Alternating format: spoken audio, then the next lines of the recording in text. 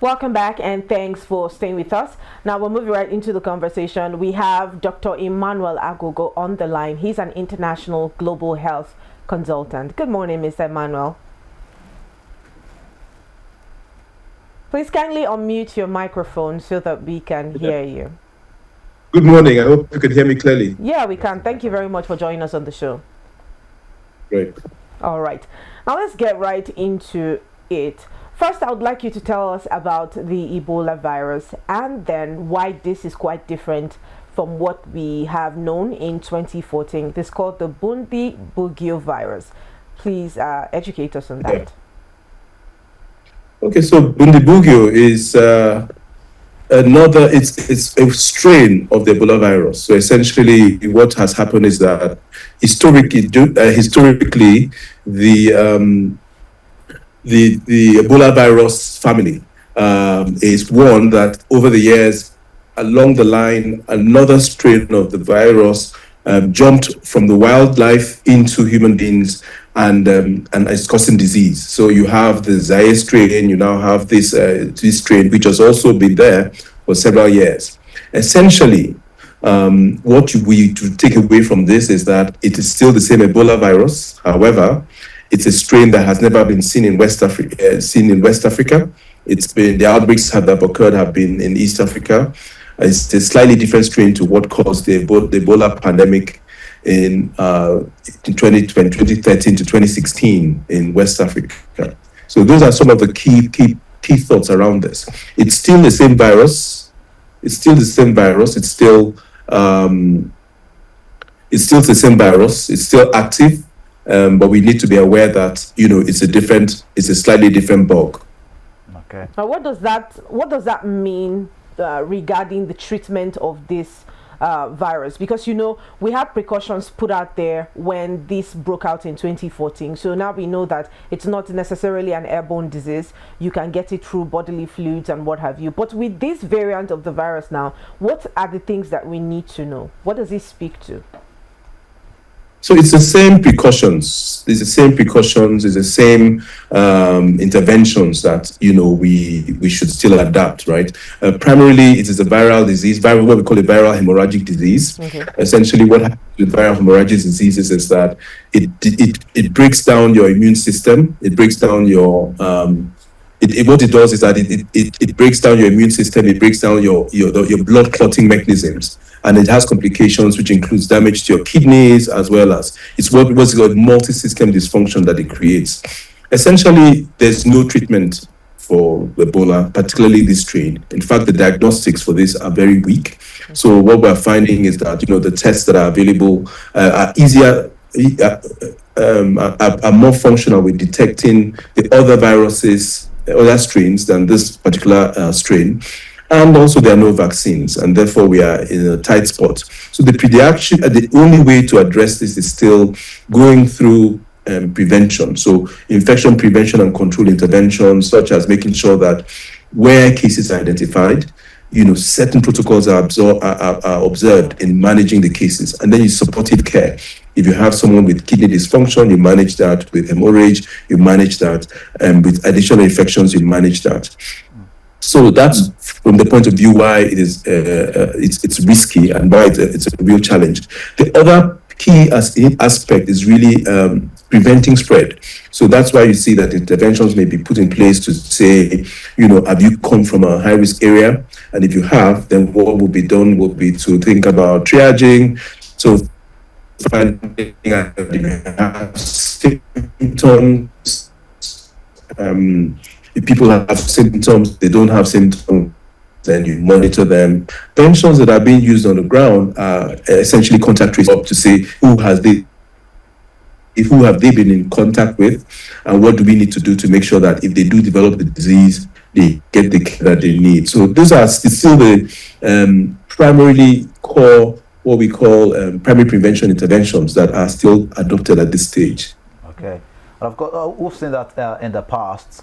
Nigeria successfully contained Ebola virus very quickly, but currently there are certain reports that shows that over 1,600 contacts that have been traced in DRC with weak follow-up due to, of course, we see insecurity and the movement challenges that we're currently experiencing right now. That were compared to 2014. Do you think that we are better prepared today, or are we still facing a more complex system challenge when it comes to containing this virus in our country? Yeah, I just wrote an article about this Ituri situation, and it's a bit more complex than what we had, than the Ebola crisis, in the sense that Ituri is located in, a belt where there's a lot of crisis. So I'm sure you know that northeast DRC is a hotbed of rebellion, and so there's been an ongoing military situation there. If you remember, M25 is a place that is very remote. Health systems are completely decimated due to the crisis there. And so essentially, when you look at it, it's a mix of complex issues. And that is why contact tracing is not easy. You can't contact trace people who have been displaced, people who are running for their dear lives, etc., and people who are in camps. It's very difficult to do that. So from that point of view, in that region, probably the preparedness, even though we've had not too long ago, another Ebola Zaire outbreak in the region, and Mpox also has plagued the country in the recent past. Right. From the Nigerian side, of course, I think that systems are better in place. We've learned from Ebola, we've learned from Mpox. The NCDC is better equipped. I think that the key thing that we need to learn is that when it comes to preparedness, it's not a contact sport. It has to be an ongoing marathon. It's not and that is where the challenge exists. That is Nigeria investing in preparedness and readiness as an ongoing concern, or is it more reactionary? So I think that things could be better. I think that from a few information here and there, a lot more can be done to make sure that the systems are in place, the labs are prepared, at least some reagents are available for diagnosis. I think there's some of that. There's also need to make sure that states are aware. The other key point, because we know that it's likely going to come from abroad, is to look at our points of entry. Make sure that at points of entry, systems are in place to screen people, and then we also designate the right centers to manage any case if we're a case to be identified. All right. Now, like I pointed out from the start of this conversation, this is about the 17th time. This is about the 17th time that there's an outbreak of Ebola in the Democratic Republic of Congo from the 1976, and this is the only third. Of all 17 times, this is the third time we're having an outbreak regarding Bundibugyo virus. Now, we also see that following outbreaks in Uganda from 2007, 2008, DRC in 2012 again. So we have had containment, resurgence. We've had like a back and forth with this. Now, can you explain to us why you think that this happens constantly, especially in Africa? Why is this outbreak mostly here? Okay, so very interesting question, and one that is very important for public health and global health as a whole. So there's the concept that we talk about One Health, which is One Health particularly, and also which is the idea that the human, animal, and environmental systems are tightly linked, and also the fact that there is almost a reservoir of viruses that human beings may not have encountered, and various systems precipitate a closer linkage between the human systems, the animal systems, and environmental systems that expose human beings to the new, to viruses that are in the wild, and that pose a threat to human lives. So the fact that, like I said before, for Ituri and DRC is a massive, huge country with a lot of deforested areas, and when human crises occur and people are going into areas that normally they do not that have not been managed and well controlled, into the forest and all that exposes them to a lot of the biostock in terms of the animals, wild animals that may be carriers of these viruses, and so that incursion into those spaces, from either due to displacement from these situations like this, or from logging, or from trying to eke a living by getting meat from the wildlife. all those kind of interactions between humans and animals increases the risk of exposure to wildlife, to these new viruses. Of course, there are also conversations that are having about mutation, where some of these viruses, due to pressure, for instance, climate change, we know there's some mutation, due to natural changes. Mutations in these viruses can lead to easier transmissibility and increased virulence, which now makes them more of a threat to human beings.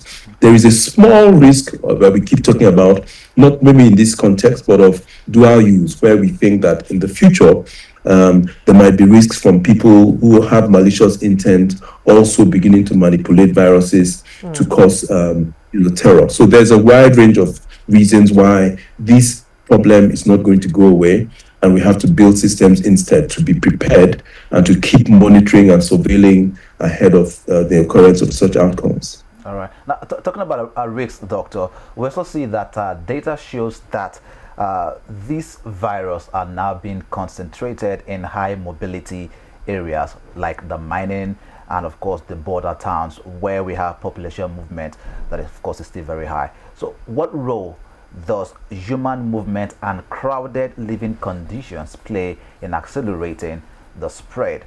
And of course, what again should Nigerians in busy cities understand from this? So, with all outbreaks or with all diseases, there's something called R0, which is the rate at which one individual will infect others. And one of the challenges that you have with viruses like this is that there's a tendency where the transmission mechanism is through, contact with fomite, and fomite, that is body fluids and things like that. So you have to be quite close with people to be able to contract this particular disease. If you contrast that with COVID, where it was transmitted by air, maybe contracts and droplets and things like that. So you need much more closer contact with an ill person for you to get this disease, and therefore that's why the interventions in this case are not necessarily mask wearing, but it's more of infection prevention and control intervention. So washing hands, knowing people who are there, using protective preventive equipment when engaging or taking care of individuals that are suspected or are confirmed to have this disease. So back to the question you asked around crowded cities. Yes, unless we confirm that there's a case in Nigeria, I wouldn't say let's start panicking yet. But the same interventions that we've always recommended, that when you are in closed places, if you wash your hands, all the time, if somebody's sick, I encourage them to get care. This issue of always going to the chemist to treat yourself, and waiting till you get very ill, things like that, changing our health-seeking behavior, and also, being aware of your environment. If somebody is ill in a way that you don't understand, encourage them to get the check, and then also while dealing and managing them, use gloves and protect yourself. So those will be my key advice. Suspicion, so high index of suspicion in the case, understand where people are coming from, infection prevention and control, and general hygiene around each other. Right. These prevent not just but other diseases as well. Right. All right, thank you very much. You made mention of something in your last sentence where you said, let's not panic, it hasn't gotten to us yet. But you do understand that Nigeria has very large porous borders, which means that in no distant time, the possibility of it getting to us here is just someone escaping from somewhere and then using one of the illegal routes into Nigeria. Now, aside from that fact, we see that we have a high trade with the Democratic Republic of Congo as well, and that the possibility of this reaching us, like I said earlier, is quite high. So how do you think we can contain this? I understand that you're a global health consultant, which means that you can also speak to how the government of Nigeria can address this spreading into Nigeria. Yeah, so remember that there are two ways, there are Nigerians who go there and do business and come home, as well as, Congolese who might come here, as well as even third country nationals who might be in those spaces. So the truth is, like I said, one of the key things is, ensuring that we look at point of entry system. So the point of and we can only focus largely on the formal point of entry. Given the scenario that we have in DRC, it is fairly unlikely that someone can especially if you look at what's happened in Uganda and DRC. Part of the cases that have happened are people who can walk across the border. So they may not necessarily use the formal cross-border mechanisms, and so we need to be aware of that. On the other hand, what we've seen with DRC is that we don't have a contiguous border, and so that kind of buffers us for now. I mean, the long-term thing will be to say, okay, since we're buffered, are we completely safe? No, but we need to ensure that the points of entry well manned, so that if there's a process where someone is coming through the formal systems, that we can address it. Otherwise, the other thing is to have a high alert, where we know that people come into the country and a high index of suspicion, that if a patient comes, if a patient zero comes, we can address and provide, the systems to prevent the spread. So, like I said, the first thing is have a suspicion, have your preparedness systems in place, your first line, second line, third line of defense. That way, if a case does come into the country, we are well prepared to take care of that person, isolate them, and prevent a further spread. Now, let's talk about briefly misdiagnosis, which is one of the challenges that we've had also in the past. But we also see, of course, that early Ebola symptoms look like malaria or the typhoid symptoms, which of course can be, these illnesses are very common in Nigeria, But again, how dangerous is this confusion, right? Where individuals, when they're first diagnosed, the malaria symptom, the typhoid system is there, how serious is this confusion, and what should make a hospital visit, urgent rather than self-medicating? So I think that's a brilliant question, and it touches a lot of the work that I've done recently around diagnostics. So one of the biggest problems we have in the world is problem with diagnostics. In fact, there's a huge report done by the Lancet a few years ago that showed that 1 in 5 diagnosis, even for common things, is poorly. One in 5 cases are poorly diagnosed. Having said that, what I said about particularly this strain of Ebola stands. There are no known rapid diagnostics kits in the world. Most of the diagnostics now are lab-based, so you'll have to take a sample, take it in the lab, and they'll do what's called a molecular test, a PCR, for you to confirm whether it's Nebigo. So diagnostics is a challenge globally, and I think that what Nigeria needs to do is make sure that the reagents and kits are available, and there are some that have been validated to make sure that if the kit is suspected, it can be properly diagnosed. The other thing you may also mention, common things happen commonly. The most common viral hemorrhagic fever that we have in Nigeria right now is Lassa fever.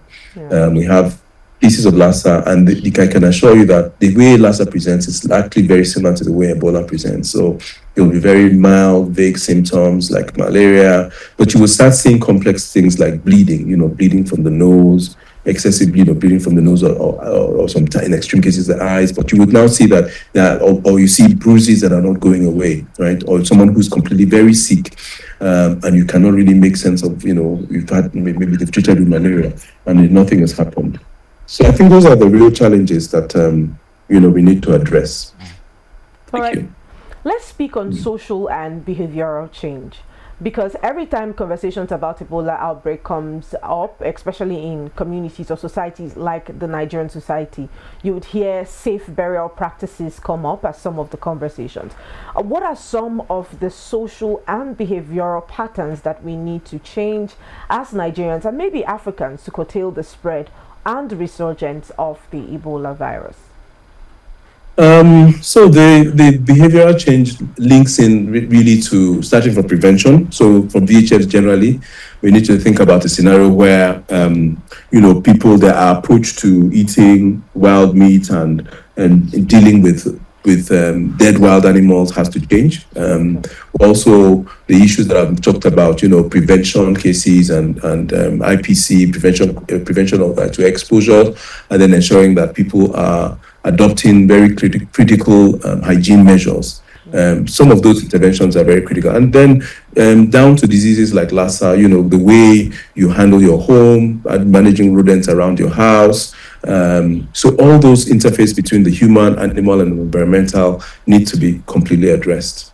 And of course, if you look at some of the spread, we see that, of course, they go as far as possible. But again, looking at the responses that we see here in Africa, are we really winning this fight against Ebola? Are we just reacting as a continent? Because we're seeing this happen over and over again. It just seems like reactions come after the spread of this illnesses, have come out already. The outbreak of, for instance, Ebola. Right? Are we winning this fight against Ebola thus far in our continent? So the Ebola is just one of many pathogens that can cause things like this. So there's and even to respond to that question directly as well. I mean, the WHO African region is partnering with the African CDC, and they just launched an approach plan just last week, over the weekend, that is addressing how the continent is going to respond. But on a broader and bigger level, we need to build systems, right? Like you said, we cannot be reactionary all the time. And we are reacting to outbreaks because our fundamental systems for identifying and managing patients and identifying diseases is very poor. So we need to look, I've always said that, one of the critical things we need to realize is that outbreaks happen because people exist. And unless we build systems that take care of people routinely, in an emergency situation, it's almost impossible to do a good job. And that's why there's always panic stations. So we need to build our health systems. We need to invest in our health systems, our surveillance systems. We need to make sure that, the diseases don't start in the city, they start in the villages. Yeah. And until we make sure that, systems are in place to manage people and pick up cases at the very beginning of the outbreaks, then, outbreaks will continue to happen. There's a concept that has been developed, which is epidemics that didn't happen, where and there's a link to that. People can check through a previous organization that I worked with, where we evaluated cases, outbreaks that were stopped at the very beginning, and so these are the situations we need to look at. Yeah. Also, if you look at the World Health Organization's report, they also state that this virus, for instance, Ebola virus, can spread, before it is even detected, basically. Now the question is, how long can a person, or how many days can a person have these symptoms or this virus, before all of the signs and symptoms begin to manifest fully for isolation?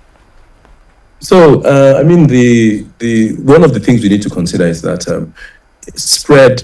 asymptomatic spread for Ebola is fairly low risk. It's more because it's spread more in someone who is actively ill, who has, and you're touching their effluents, right? So the risk is fairly low of getting it from an asymptomatic person.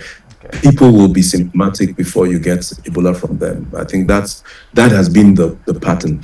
Having said that, the incubation period is anything between 7 days to about 20 days, and that's why usually you would keep someone. You would keep, usually before you declare an outbreak, you would wait between 20 days or at least more than 21 days to see whether or not new cases evolve, and then you will now be able to declare an outbreak close after that, an ending rather after that.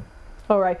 Now let's speak futuristically, because I know that Nigeria right now is making plans to, be able to contain whatever spread will most likely exist within the country. And the last time we had reports online, it said that Nigeria was about 50 to 60% within that range, ready to combat the spread of Ebola virus here in Nigeria. So speaking practically as a consultant, what does a prepared Nigeria looks like regarding fighting of the spread of Ebola virus?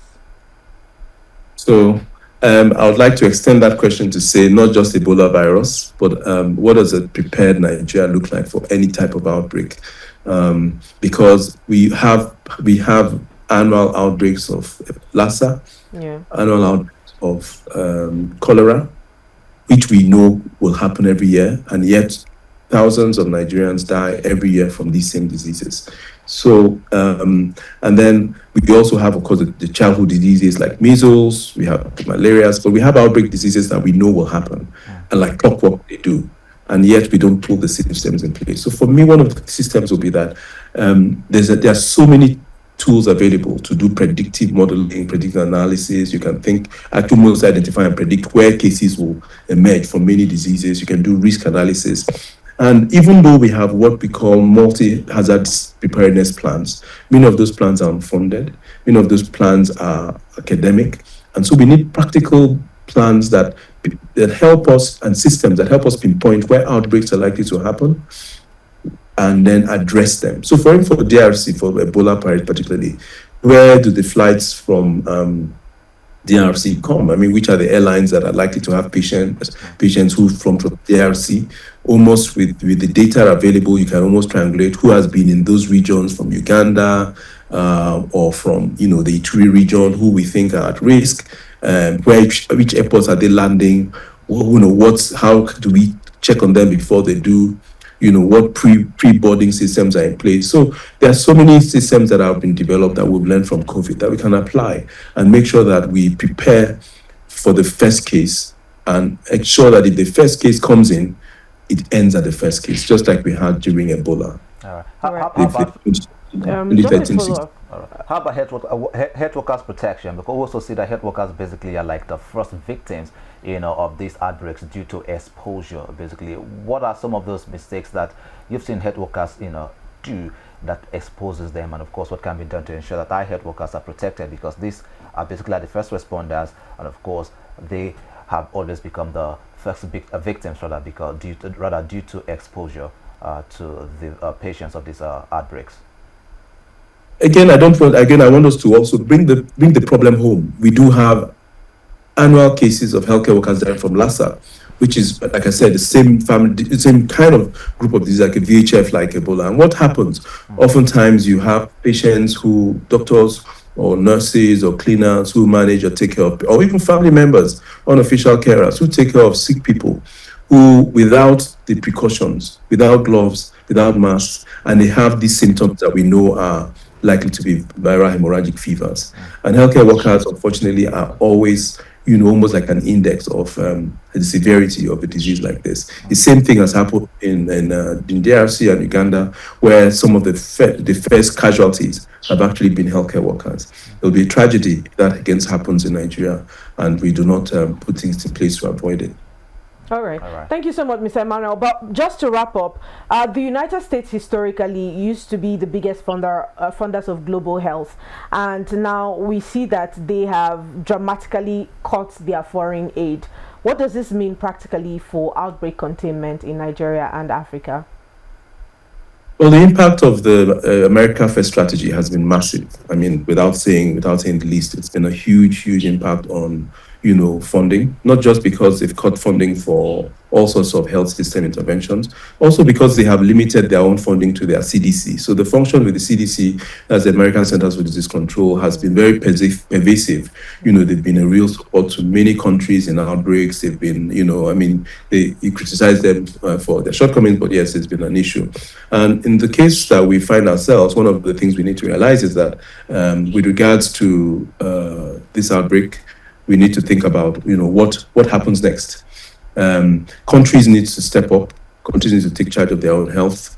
Countries need to invest in their own health systems. The new American approaches where they are doing co-funding is meant to force countries to put their own money ahead of in their own countries before they put their own money where their mouth is, in terms of, and then get co-funding from the US to solve problems that they should be solving for themselves. Unfortunately, the cuts from the US also have precipitated cuts from other historical funders like the FCDO, the US government, the UN, the EU, and other Western countries. And then, so the EU, the UN have all experienced a lot of backlash and cut in funding from this American stress strategy as well. All right. Thank you so much. Thank you so much, Dr. Emmanuel, for joining us on this conversation this morning. Thank you. Yeah, enjoy the rest of your day. You too. Thank you. Bye-bye. All right. Well, if you are just joining us, we have been having conversations centered around the Ebola resurgence in Africa, the risk, preventions, and the public health safety. And we have had Dr. Emmanuel Agogo, who is a international global health consultant that has spoken to, some of the fears that have emerged in the social space regarding the outbreak of the Ebola virus. We'll go out on a very quick break, and when we get back, we'll do roundup for this conversation. Stay with us.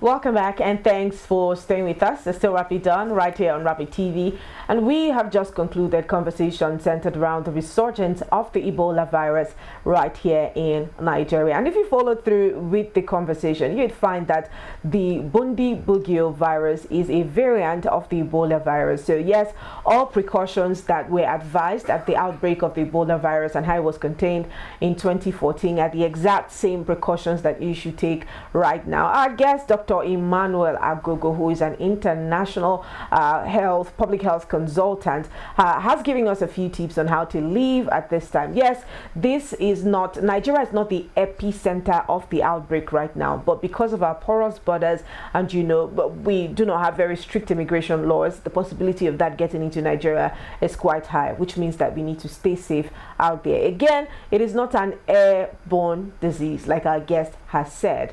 It is a kind of disease that can be spread by the exchange of bodily fluids. We're talking about saliva, we're talking about blood, we're talking about sweat, and fluids basically that come out of the body. So yes, if you're staying in crowded environments, if you're using public terminals and what have you, it's important that you're conscious of your environment and you stay safe out there. Very true. And of course, that is just a reminder of the way we contained it in 2014 here in our country, Nigeria. Some of the things that Nigerian state, it wasn't just all about the health policies or the policies that was created by the federal government, but it talks about the personal hygiene practices that we all engaged in during the 2014 outbreak, basically. And these are the things that you need to get back to as well. Of course, avoid the crowded places, and as much as possible, get into the hospital when you begin to feel certain symptoms so that you can get tested, and all of that. And these are the things that we all need to do to ensure that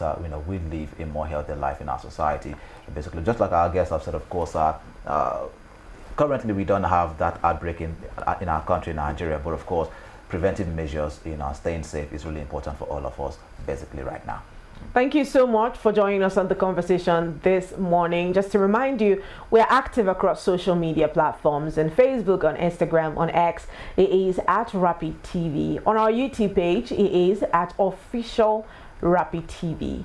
www.rbnradiotv.com is our website, and it allows you to connect with us from anywhere in the world. Thank you so much again for joining us. My name is Mata Alu. My name is Victor. Okay, we'll see you tomorrow.